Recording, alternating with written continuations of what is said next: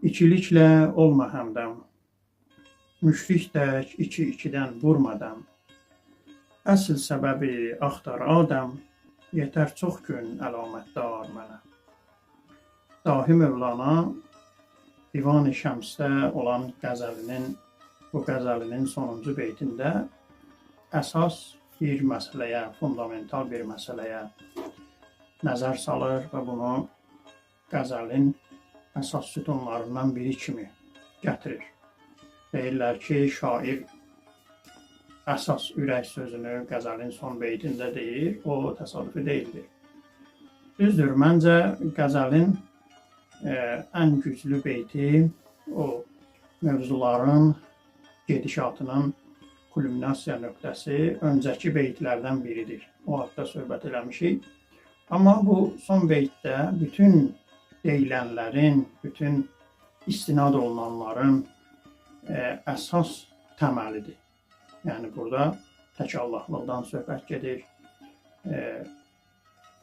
Politeizm, çox Allahlığın heç bir əsası olmamasından, monoteizmdən söhbət gedir və çox Allahlığın, deyək ki, mənşəyi ola biləcəyi, belə götürə bilərik ki, iki Allahlıq, dualizm və buradan insan zehninin yanılmağa başlaması bu beytdə nəzərə çarpır. Deyək ki, Dahi Mövlana bilirdi və gözəl xəbərdar idi. O bir filosof idi, ilahiyyatçı idi, fəqih idi, İslam alimi idi. Amma burada çox Allahlığın yerinə ən başlıca məsələ dualizmi önə çəkir. İki Allahlılıq. Bunlar da təsadüfi deyildi. Çünki insanlar təbiətdə müxtəlif qüvvələrlə rastlaşsalar da, deyək ki, ən əsas olaraq qüvvələri iki yerə bölürdülər. Necə ki, insan adi günün keçməyinə baxanda görürsən ki, gündüz gecə var, isti var, soyuq var.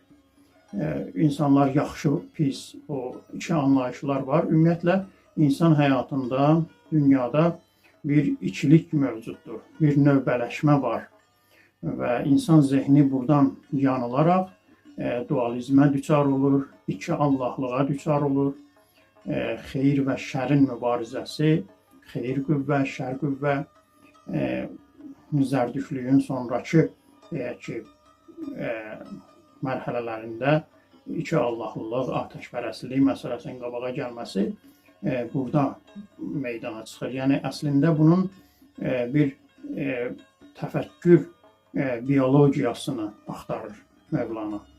Yəni, necə yaranıb, necə meydana gəlməsində biz deyərik ki, iki Allahlılığın, müşrikliyin necə meydana gəlməsini biz düşünsək, bir var tarixi keçmişə baxasan, hər hansı bir təfəkkürün, əqidənin tarixi keçmişinə baxasan, bir var onun insan zehnində hansı köklərdən, hansı deyək ki, təsirlərdən qaynaqlandığını analiz edəsən. Burada bu beytdə, qəzəlin son beytində biz bunu görürük. Və Mövlana ikiliklə olma həmdəm deyir. Həmdəm olmaq da ədəbiyyatımızda, klassik mətnlərdə və bir sıra hallarda müasir dilimizdə də işlənir. Yəni, daha çox yaxın olmaq, daha çox nəyisə sevmək, nəyəsə ayrılmaz həddə bağlılığa həmdəm olmaq deyilir. Bu həmdəm olmaq, yəni dəm sözü nəfəs sözü deməkdir. Yəni, bu fars mənşəli sözdür, bizim dilimizə keçib. Həm birgəlik bildirir, dəm nəfəs bildirir. Yəni, birgə nəfəs almaq. Yəni, bir varlıq digər bir varlığa o qədər yaxın olur ki, bunlar birgə nəfəs alırlar.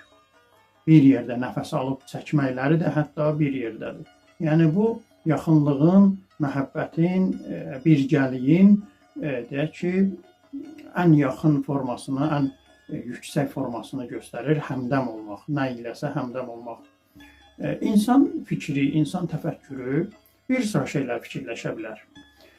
Xüsusilə insanın təxəyyül qüvvəsi, alimlər deyirlər ki, insan üçün bir neymətdir. Görürsən ki, maddi dünyada, maddi aləmdə olmayacaq, baş verməyəcək şeylər insan təxəyyülündə baş verir. İnsan təxəyyülündə azaddır. Necə ki, deyirlər ki, insan xəyalına görə heç vaxt cəzalandırılmaz, günah yazılmaz. İnsanın xəyalı insanın əlində deyil. Bir çox yerlərə uçub gedə bilir və deyək ki, pis xəyallar da düşünə bilir, günah da düşünə bilir, yaxşı xəyallar təxəyyülündə keçirə bilir. Bu, insanın təfəkkürünün ən azad nahiyəsi deyək ki, insan təxəyyülüdür, insan xəyalıdır. İnsan təxəyyülünün bəşəriyyətə verdiyi ən faydalardan biri deyək ki, bu olur ki, hamımızın bildiyimiz, çoxumuzun tanış olduğumuz elmi fantastik ədəbiyyat bu insan təxəyyülünün nəticəsidir. Bu, ədəbi səviyyədə deyək ki, yəni elə bu elmi fantastik ədəbiyyatdan da qaynaqlana bilər ki, bir sıra texnologiyaların, bir sıra bəşər həyatında inkişafların, nailiyyətlərin banisi ola bilir. Bu təxəyyül, bu elmi fantastik baxışlar, yazılar, ədəbiyyat, ssenarilər.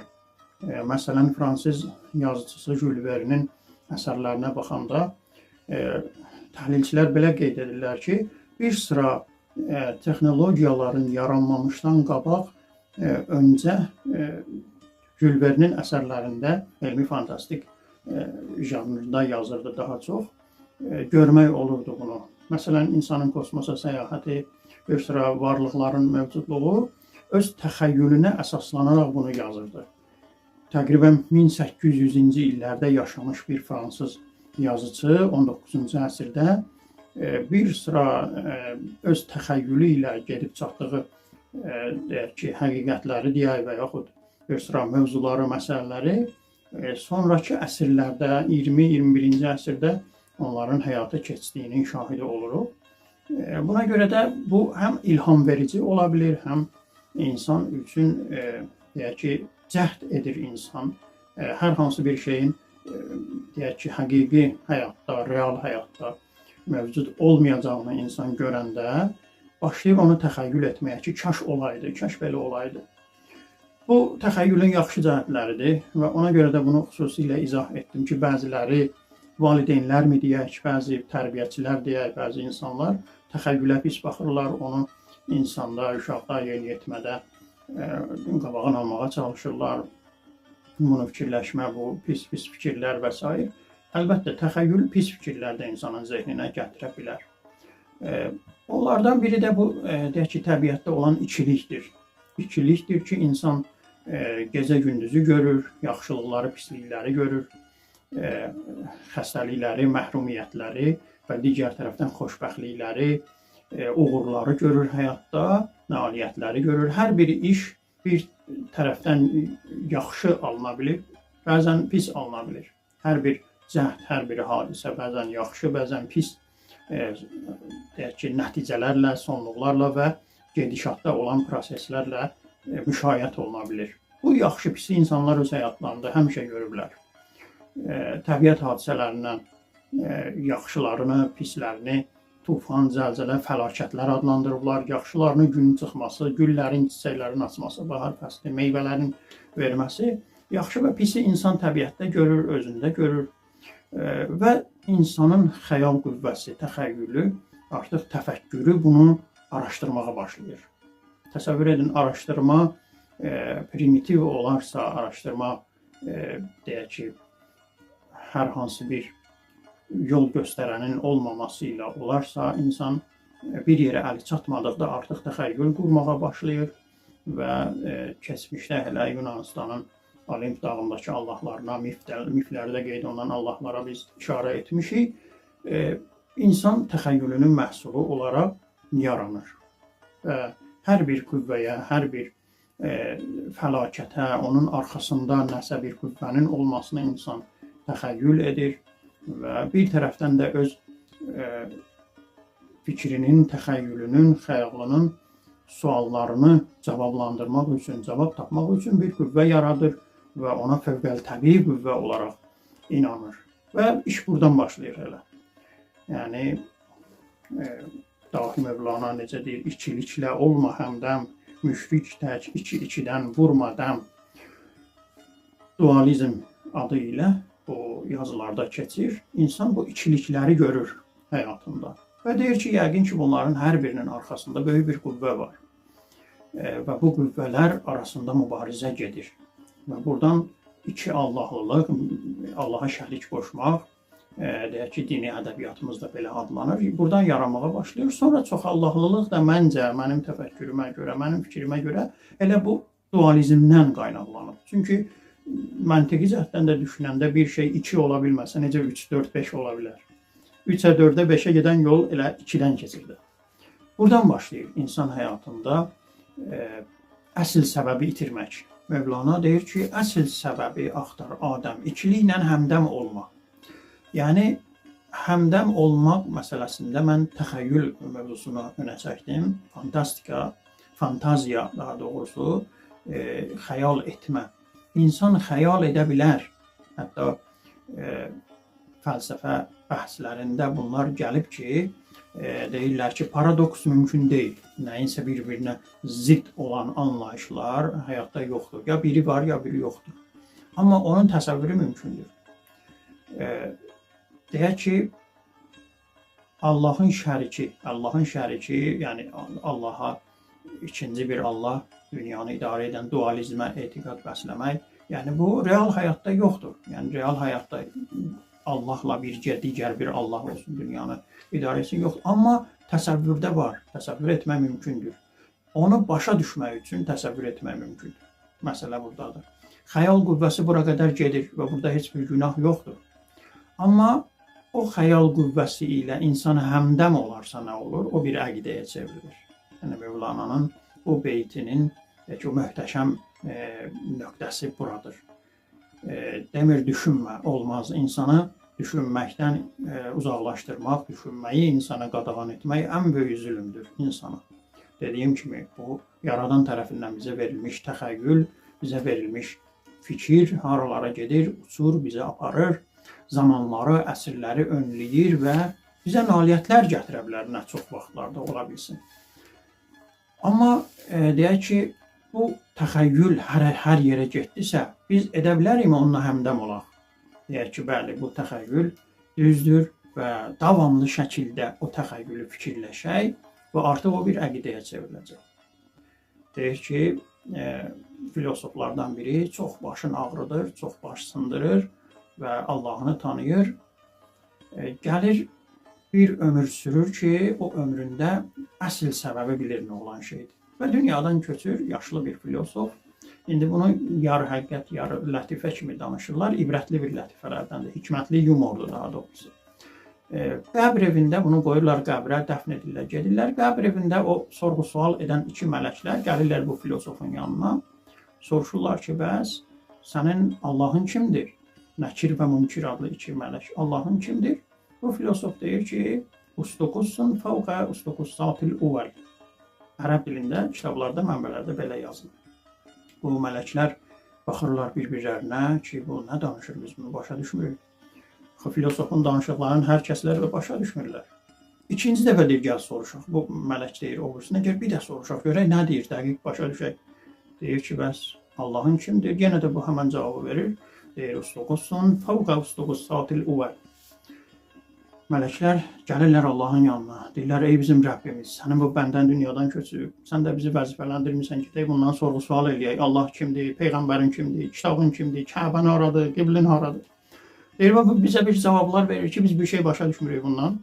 Allah Teala mələklərə deyir ki, onunla işin olmasın. O dünyada da danışanda onu məndən başqa heç kəs başa düşmürdü. Bir Yunan sözü var, bu ərəb dilli fəlsəfi mənbələrdə çox işlənir. Çünki deyək ki, İslam mədəniyyətinin qızıl dövründə, deyək ki, 8-9-cu əsrlərdən başlayaraq başlandı, böyük bir elmi hərəkat başlandı müsəlman torpaqlarında. Orta əsrlərdə deyək ki, onda Yunan fəlsəfəsini, Yunan və Roma deyək ki, mədəni, yazılı irsini, xüsusən Yunan fəlsəfəsini alimlər, müsəlman alimlər ərəb dilinə tərcümə etməyə başladılar. Və fəlsəfi Aristotelin, Sokratın kitablarını fəlsəfi dildə tərcümə etməyə başladılar və bir sıra fəlsəfi, deyək ki, terminlər, qədim Yunan dilində olan Yunan sözləri ərəb dilinə keçmiş oldu və bu ərəb dilli mətnlərdə işlənmiş oldu. Onlardan da biri ostoqos kəlməsidir, ərəbləşmiş formasıdır. Bu kəlmə Yunan dilində stoikion adlanır. Qədim Yunan sözlərindən biridir. Stoikia onun cəmidir. Stoikion o deməkdir ki, əsl ünsür, əsl səbəb. Mövlananın dediyi o əsl səbəb.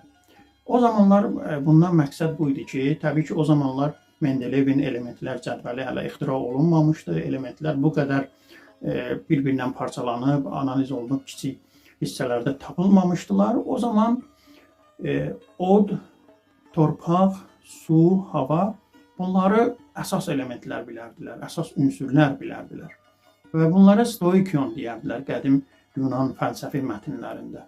Və bu mətnləri ərəb dilinə tərcümə edənlər də ostoqoson olaraq bunu tərcümə edirdilər. Və bu filosof qəbirdə verdiyi suala görə, verdiyi cavaba görə deyir ki, bəs mənim mələklər ki, soruşurlar sənin Allahın kimdir? Bu da deyir ki, əsl səbəb, bütün uca, ali səbəblərin də başında olan əsl səbəb mənim Allahımdır. Burada həmdəm olmaq məsələsini mən qabartmaq istəyirəm ki, yəni insan bir əqidə ilə, bir təfəkkür ilə həmdəm olarsa, o qəbir evinə də getsə, hələ o insan ilə həmişə olacaq. İnsanın ağzını açsan, deyir ki, dərsi gərək elə öyrənəsən ki, gecə saat 2-də də səni yuxudan ayrılsalar, yuxulu şəkildə səndən soruşsalar, sən o dərsi cavab verə biləsən. Dərsi mənimsəmək də buna deyirlər, həmdəm olmaq da buna deyirlər. Əsl səbəbi insan axtarıb, onunla həmdəm olarsa, nə baş verər? Onu Mövlana bütün qəzəlində deyir.